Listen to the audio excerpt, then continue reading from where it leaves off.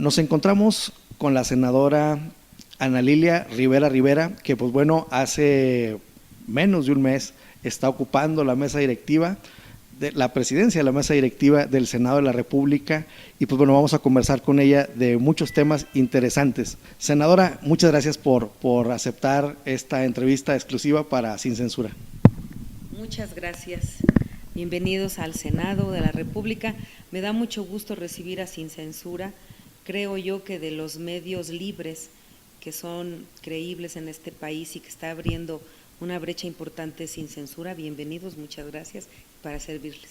Gracias, senadora. Pues bueno, estuvimos hace unos minutos en un evento que refleja totalmente los principios del Plan Nacional de Desarrollo, que es una iniciativa que usted apoyó para economizar, para hacer menos costoso el envío de remesas que nuestras heroínas y héroes mexicanos en Estados Unidos realizan toda esta actividad que ya son más de 60,000 millones de dólares al año, el principal ingreso de nuestro país.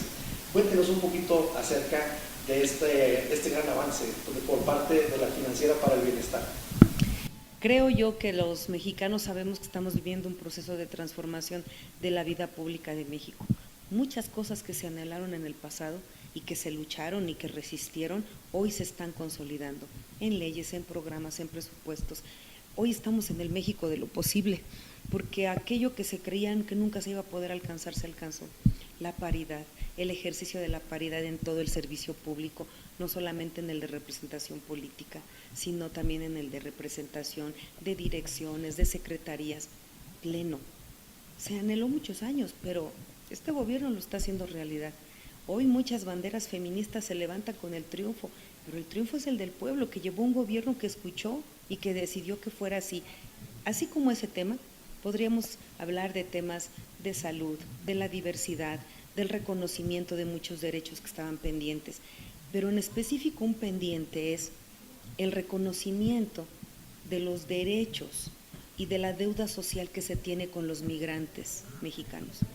El presidente los ha llamado héroes y heroínas, pero es que estos héroes y heroínas, que siguen siendo el motor de nuestra economía, solamente aparecían en los discursos y nosotros decidimos que empezaran a cristalizarse en sus anhelos. Anhelo de los migrantes, tener representación en las cámaras. Ahora ya van a estar representados. Morena, como movimiento, va a distribuir candidaturas en sus listas donde vienen representados los migrantes. Necesitamos que estén aquí, que conocen cómo están allá y que saben qué es lo que necesitan y desde adentro empezar a generar las condiciones legales que les dé prioridad. Esa es una importante labor. Permítame interrumpirlo un poquito. Supimos que usted estuvo en la plancha del Zócalo, ahora en el grito, en el 15 de septiembre, y la arenga en favor de nuestros hermanos y hermanas migrantes, pues bueno, es como la coronación, ¿no?, de todo esto que usted nos está platicando. Es la primera vez que se les reconoce en un discurso tan importante que vivan nuestros hermanos migrantes, pero además en el Zócalo había muchos migrantes que solo vinieron al grito de todo el país. Uno los pudo encontrar porque yo hablé con muchos. Entonces, eso que el presidente hizo, lo que hoy hemos hecho en el Senado de la República con la Financiera del Bienestar, ¿cuál era una de las grandes demandas de muchas que tienen los migrantes? Que las remesas que mandan a México, producto de su trabajo y de su sacrificio, porque ellos no se van por gusto, se van por necesidad. Y no una necesidad que haya creado este gobierno, la necesidad que creó un gobierno neoliberal de casi 40 años que los expulsó y los dejó sin oportunidades. ¿Qué pedían? Que las altas comisiones que les cobran por mandar el dinero a su familia no se permitieran más, porque es increíble que quienes más lucran sean los banqueros. Y entonces ellos siempre han pedido, queremos que el Estado intervenga, que nuestro dinero llegue lo más íntegro a nuestras comunidades, a nuestras familias, y aparece la oportunidad hoy con la Financiera del Bienestar, quien les crea una gran oportunidad. Primero que nada, la posibilidad de que puedan ellos enviar sus recursos a esta institución cobrándoles $3 por envío, $3. Dicen 10 veces o menos de lo que hoy pagan en cualquier institución bancaria ya existente. Y no solo eso, direccionar los recursos. Si yo soy de Michoacán, si yo soy de Tlaxcala, si yo soy de Jalisco, que la financiera envíe los recursos que vienen de los jaliscienses, los chiapanecos, los oaxaqueños a esas regiones y que la convierta en ahorro y que la pueda convertir en financiamiento de proyectos productivos. Eso es lo que le han llamado el círculo virtuoso. Entonces, esta es una extraordinaria oportunidad que no vamos a desaprovechar, seguramente va a detonar el desarrollo equitativo, porque no va a regresar solamente direccionado a una familia, como hasta ahora había sido.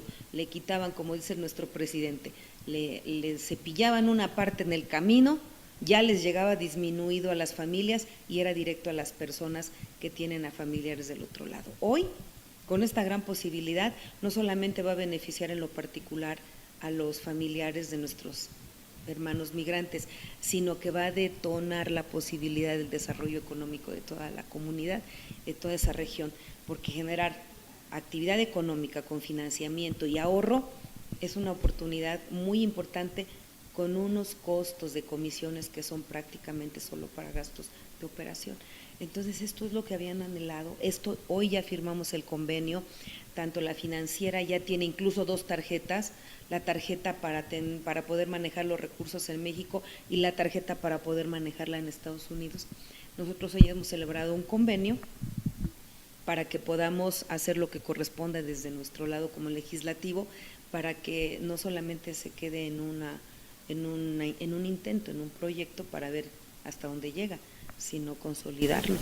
Ahora, hablamos de estas tarjetas y por otro lado, pues las tarjetas del Banco del Bienestar, otra institución que nace con el gobierno de Andrés Manuel López Obrador, siempre acompañado del apoyo de los legisladores del Partido Morena.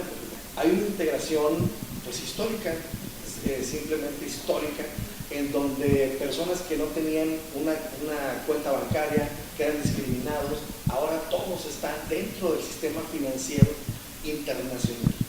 ¿Qué satisfacción siente la senadora de haber participado en todo esto? Mucha alegría porque el incorporar a los más pobres de México en la actividad financiera, donde ellos tengan derechos, donde ellos tengan instituciones, donde ellos puedan manejar recursos, es algo muy importante. Es uno de los espacios donde había mayor discriminación. Incluso cuando llegaban a los bancos a solicitar un crédito, desde que veían cómo entraban vestidos, no tenían cuentas, no tenían historiales, no tenían avales, no tenían propiedades, no tenían ni la más mínima posibilidad de tener una tarjeta, ya no digamos hasta de crédito, ¿no? Ahora, con los programas de nuestro gobierno, hasta les ofrecen a los adultos mayores las tarjetas de crédito para que vayan a endeudarse a estas grandes tiendas que ni voy a mencionar, que ahora es la caja, dicen por ahí son las nuevas tiendas de raya, ¿no? Porque ya tienen dinero los adultos mayores, denles financiamiento, ya tienen los jóvenes becas, denles financiamiento, ahora sí dan créditos, porque ahora sí tienen con qué pagar, y ha incluido a los más pobres en los servicios financieros donde no existían. Pero lo logró el gobierno. ¿Y por qué lo logra nuestro gobierno? Porque nuestro presidente tiene claro que la distribución de la riqueza de este país, uno de los más ricos del mundo, la 15ª economía, era el segundo más desigual del planeta. ¿Por qué siendo un país tan rico, 6 de cada 10 mexicanos era pobre? Y además había niveles de pobreza hasta llegar a la extrema alimentaria, donde no tenían ni para la comida del día. El presidente dijo, por el bien de todos, primero los pobres, para que la distribución de la riqueza llegara hasta allá. Pero además, en el camino de la distribución de la riqueza, que es justicia social, estaba el quitar a todos los intermediarios que han lucrado con los recursos nacionales del presupuesto que llegan a la gente a cambio de su voto, a cambio de que no participen libremente, a cambio de la manipulación y del sometimiento electoral en la compra de los votos. Entonces el presidente dijo, se tienen que acabar todos los intermediarios, el dinero del pueblo directamente al pueblo, y quitamos del medio toda esa bola de parásitos, organizaciones sociales, grupos de ayuda, de campesinos, de indígenas, que siempre entregaban los recursos con piquete de ojo y que si no lo hacían les quitaban o lucraban con ellos para campañas políticas. El presidente dijo, para llegar hasta abajo y quitar a los intermediarios, démosles instituciones bancarias que dispersen los recursos a través de una tarjeta, porque cuando también no había los bancos, se hacía la dispersión a través de los operadores en otros tiempos de la Secretaría de Desarrollo Social. ¿Qué es lo que pasaba? Los apoyos a los adultos mayores les llegaban con moches, ya les habían abierto los sobrecitos y ya les habían quitado el dinero, o habían fallecido y seguían cobrando, o no llegaba el abuelito el día que entregaban los recursos, se lo gastaban y después decían que se los habían dado. Entonces el presidente dijo, nada, directo, pero para poder hacerlo directo tuvo que crear la institución, el Banco del Bienestar, y eso tuvo que pasar por nuestras manos, porque necesitábamos legalmente construirlo, un decreto para la creación, pero después la ley de ingresos para también facilitarle de dónde pudiera la Cámara de Diputados dar presupuesto, y después la infraestructura que el gobierno ejecutó a través de, sobre todo, ingenieros militares. A estas alturas son aproximadamente 1,200 o más sucursales del Banco del Bienestar construidas a lo largo y ancho del país. ¿Y qué hizo esta posibilidad? Los hizo entes financieros. Tú tienes dinero, no eres pobre, tienes dinero, tienes tu tarjeta, eres libre de gastarlo, de sacarlo, y está empoderando a la sociedad, porque por el bien de todos, primero los pobres.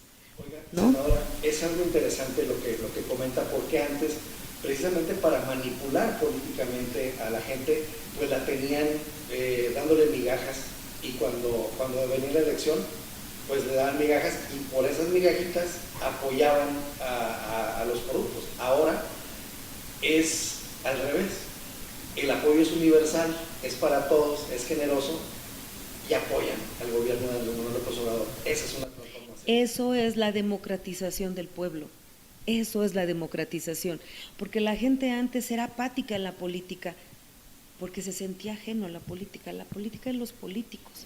¿Yo qué gano ahí? Solamente cada que hay elecciones una despensa, o ya últimamente dinero por el voto, o una chamba para mi hijo. Y el presidente dijo, no, la democracia la vamos a construir dándoles derechos, y que los sientan y que los vivan para que los defiendan. Entonces, el presidente lo que está haciendo con estos programas, en el caso de los bancos, de acceder al financiamiento, a las actividades financieras y demás, a los más pobres, entregándoles dinero que les corresponde, es profundizar la democracia. Porque aparte de que les llega el recurso que les pertenece, les quita el intermediario que los chantajea o los compra en su voluntad.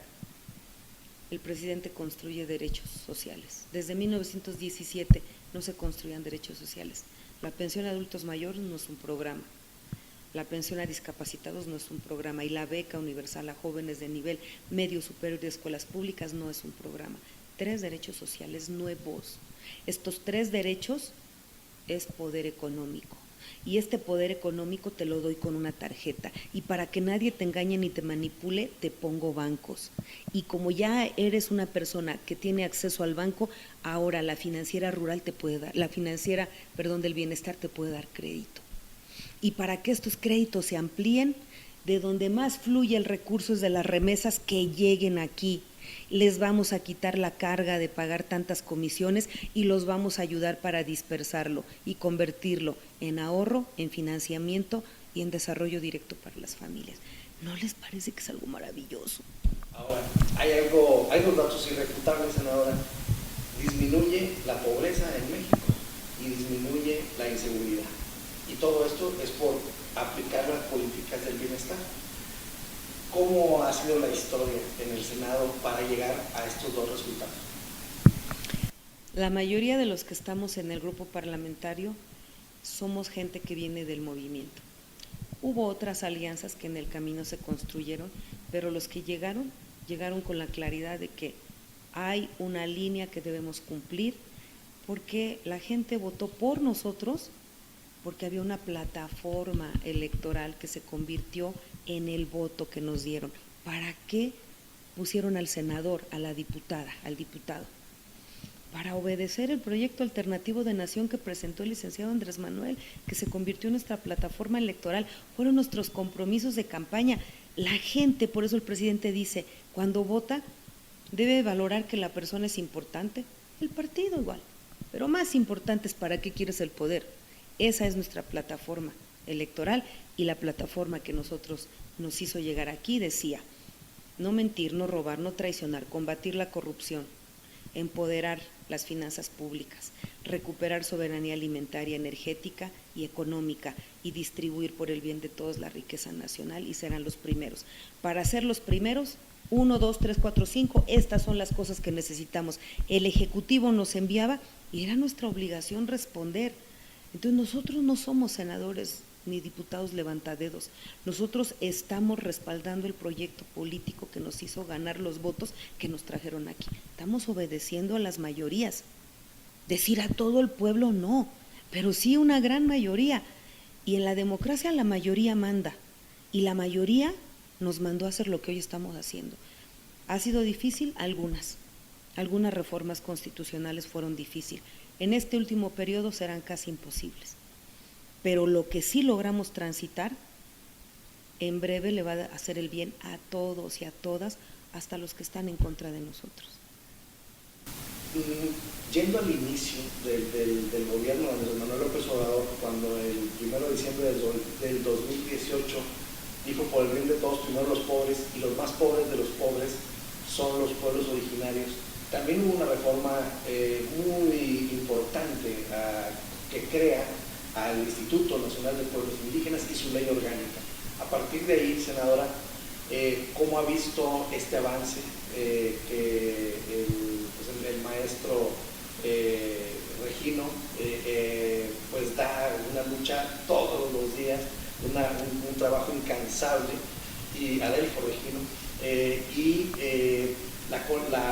el acompañamiento en este tema, porque sabemos que antes la ley pues decía que allá había un presupuesto, pero las obras se hacían sin preguntarle a los pueblos originarios, ahora se hacen asambleas, es decir, es una transformación total, y creo que un sector de los más beneficiados con el gobierno de Andrés Manuel López Obrador indiscutiblemente son los pueblos originarios. ¿Cómo ha sido el acompañamiento del Senado de la República para que todo esto, para que nuestras hermanas y hermanos indígenas se vean beneficiados?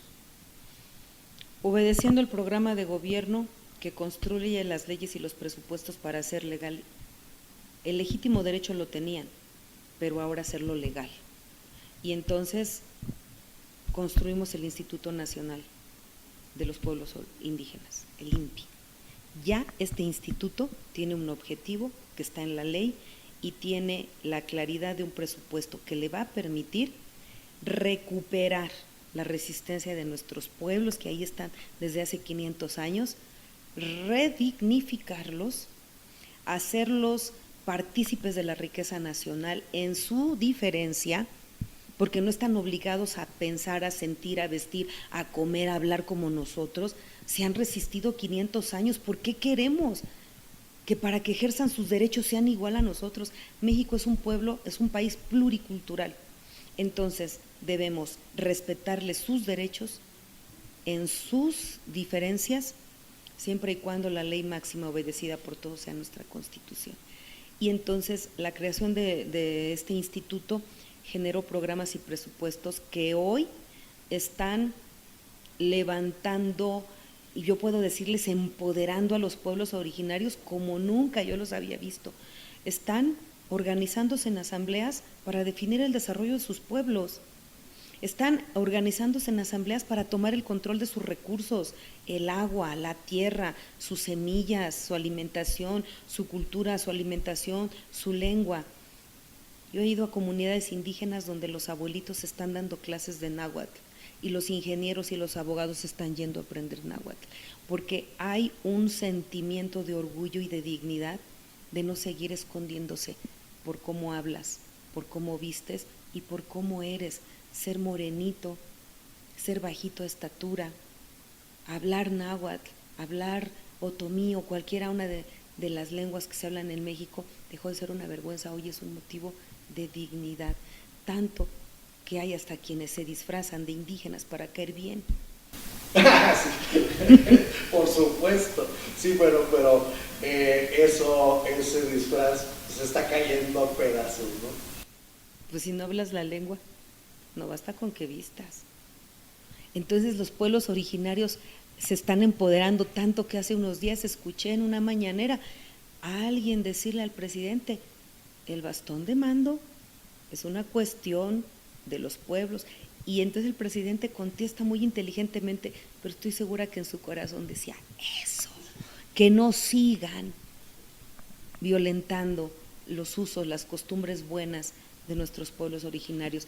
Y entonces el presidente es uno de los presidentes que no lo ha hecho discurso, lo ha hecho realidad, y nosotros desde las cámaras de diputados y senadores acompañando las iniciativas. Hemos aquí aprobado, aparte de la creación del Instituto Nacional de los Pueblos Indígenas, hemos acompañado también en consolidar leyes para fomentar la lengua, para reconocer a los afromexicanos, que también era parte de los grupos minoritarios de este país, no identificados y reconocidos. Incluso quieren que ya el INPI cambie también, o sea, Instituto Nacional de Pueblos Indígenas y Afromexicanos. Y entonces estamos reconociéndoles más derechos, estamos reconociéndoles más inclusión en los programas, más inclusión en los presupuestos, más inclusión en la justicia. Debe haber en todos los tribunales y en todos los juzgados intérpretes para que no sigan en la cárcel personas inocentes por no haber tenido un interlocutor que hablara su lengua. Entonces yo creo que en materia, y todavía nos falta, tenemos todavía ahí pendiente de aprobar la ley que obliga a consultar a los pueblos originarios sobre obras que tengan que ver con atravesar sus territorios, ¿no? Sí, porque una de las cosas que ha respetado mucho el presidente es eso, la cosmovisión de los pueblos originarios. Incluso ha desviado ductos, ya ha desviado vías férreas, ya ha desviado, ha alterado, modificado a los proyectos para respetarle su cosmovisión, porque él sabe perfectamente. El presidente Andrés Manuel López Obrador, cuando tenía escasos 24 años, fue director del Instituto Nacional de Pueblos Indígenas en Tabasco, y ahí aprendió a trabajar, él lo dice, aprendió a trabajar por la gente y sabe la importancia de la cosmovisión que tiene los pueblos originarios. Y senadora, este despertar de los pueblos indígenas, es incorrecto decir despertar. El empoderamiento. El empoderamiento, así es. Yo digo, si 500 años estuvieron oprimidos y lograron organizarse y lograron resistir y sobrevivir, ¿cómo vislumbra usted a los pueblos originarios ahora que tienen acceso al sistema financiero internacional, a derechos, que el internet está llegando para todos? Cuénteme, senadora, ¿cómo ha sido esta lucha titánica para que el internet llegue a todo el país? Porque bueno, ha habido muchos intentos hasta que el presidente dijo, bueno, vamos con la CFE a que instale antenas, pero de ahí para atrás hay una historia que contar. De discriminación. No tienes con qué pagar porque te lo voy a llevar. No tienes con qué pagar luz, no te pongo postes. No tienes con qué pagar el servicio de internet, pues no te lo pongo. Todo se ponía en las grandes ciudades, lo que garantizaba negocios. ¿Qué es la visión de nuestro presidente? Que el derecho a internet, el acceso a internet es un derecho humano, a la información, a la comunicación, y con la pandemia, a la salud, al desarrollo, a la educación, es fundamental. Y entonces hay presupuestos públicos para llevar el servicio, no el negocio, el servicio público a todas y todos, en un ánimo de justicia social. Eso es seguir empoderando a la sociedad. Hoy los pueblos originarios tendrán, porque lo tienen ya, este aparatito, y tendrán el acceso a información que va más allá de lo que puedan ver en la televisión. Eso abre conciencias Información es poder. Es un derecho, usted lo dice bien, ya el Internet, el presidente Andrés Manuel López Obrador lo ve como un derecho humano de cuarta generación, pero la pandemia nos hizo ver que había derechos de primera generación que no se cumplían en México. ¿Por qué? Porque había negocios que justamente aquí en el Senado estaban muy bien protegidos, en donde unos cuantos vendían las medicinas al país y había una prohibición para importar. Cuéntenos esta historia dramática en el marco de la emergencia sanitaria que fue el COVID-19. Bueno, cuando el presidente llega encuentra las instituciones agarradas de alfileres. Todas las instituciones públicas habían sido saqueadas y abandonadas, sobre todo lo que tenía que ver con derechos sociales a los que estaban próximos a convertir en grandes negocios. El caso de la educación y el caso de la salud. Pues lo primero y más grave que encuentra el presidente es que a través de la corrupción y de las influencias que se tiene, unos cuantos empresarios se hicieron de contratos de intermediación para la compra de medicamentos. Entonces, los productores de medicamentos tenían que firmar contratos con estas comercializadoras que sin invertir un solo peso por las relaciones políticas que tenían, eran las únicas a las que el sector público les compraba medicinas. Entonces, obligaban a los 100 mil millones de pesos. Obligaban a estas empresas a celebrar contratos de exclusividad de venta de sus productos a los intermediarios. Era la única manera de que el productor vendiera, si no, no vendía. Entonces, esta mafia, que aumentaba hasta en un 600% los precios de las medicinas, se hizo de grandes negocios. Pero, ¿qué pasaba si llegaba la competencia de afuera? Pues cerraron la puerta. Para eso tenían senadores y diputados a los que les habían pagado campañas.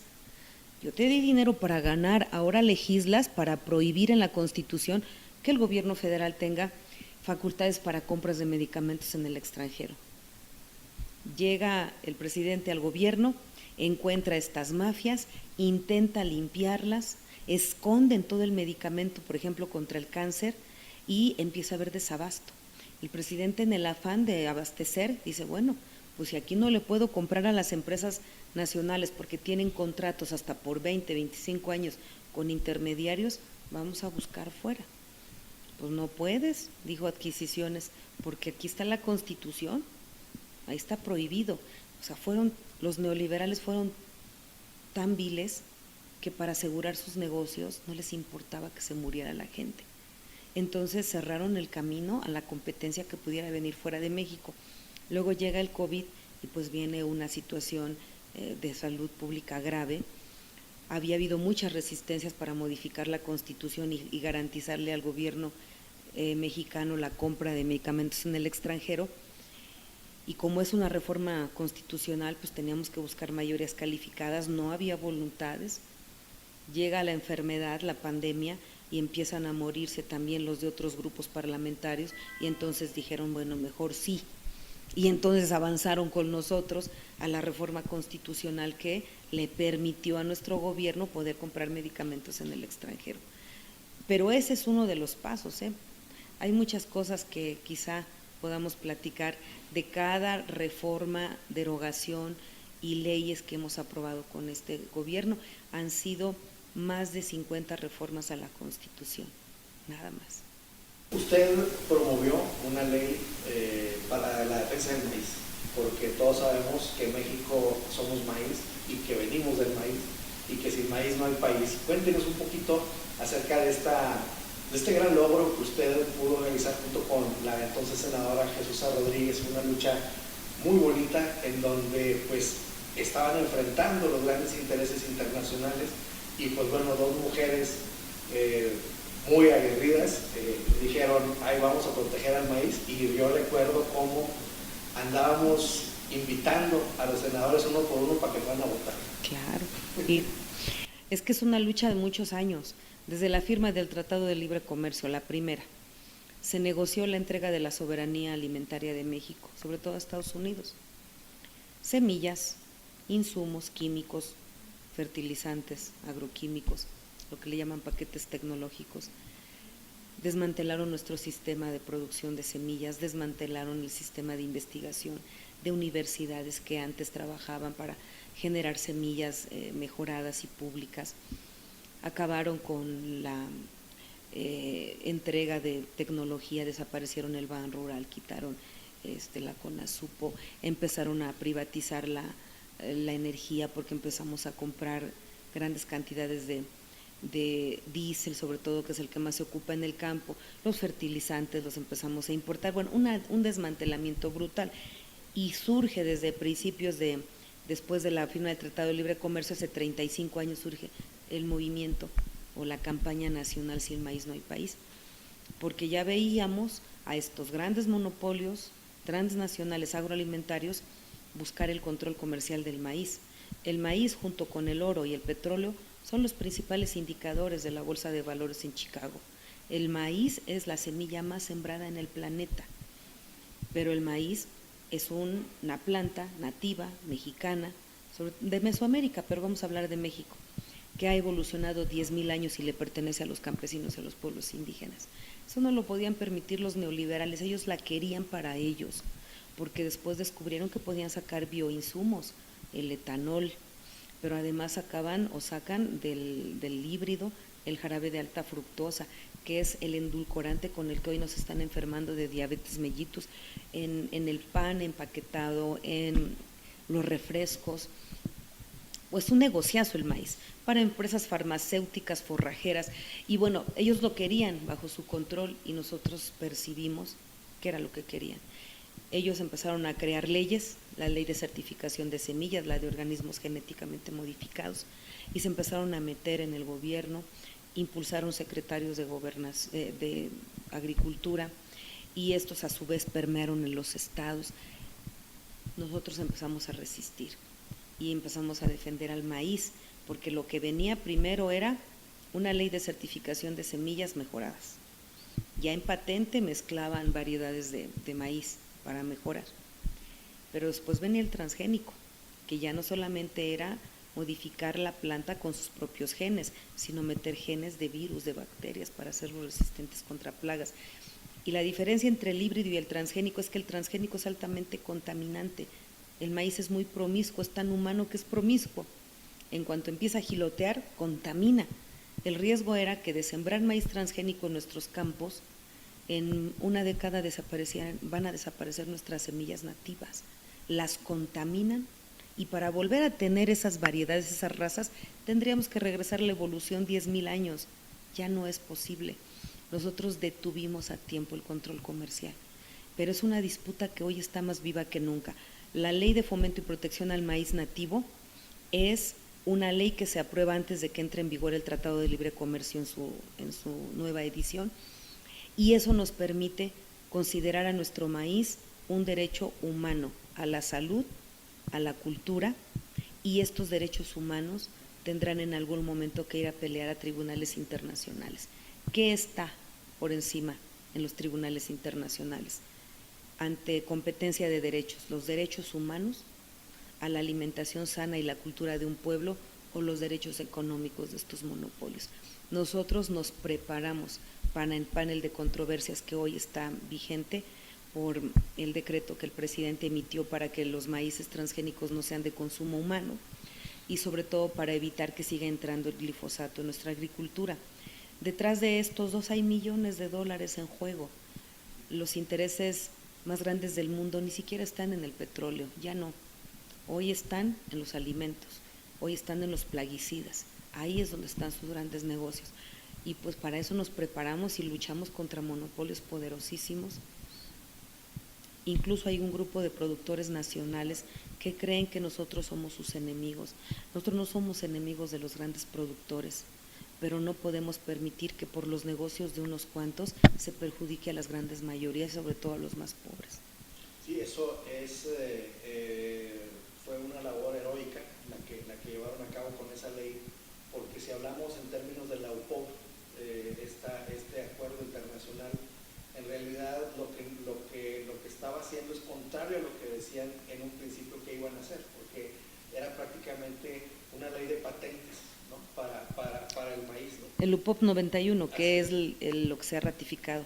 Sí, UPOV 91 es un acuerdo que permite a cualquier empresa nacional o extranjera certificar, le llaman certificado de variedades, derecho de variedad de obtentor, no propiamente patente. Sí, en materia biológica, ¿no? Pero es el equivalente. Lo que le da es todo lo que sea un negocio de nuestras variedades vegetales, paténtalo y haz negocio. Eso es su POP 91, sin control, sin restricción.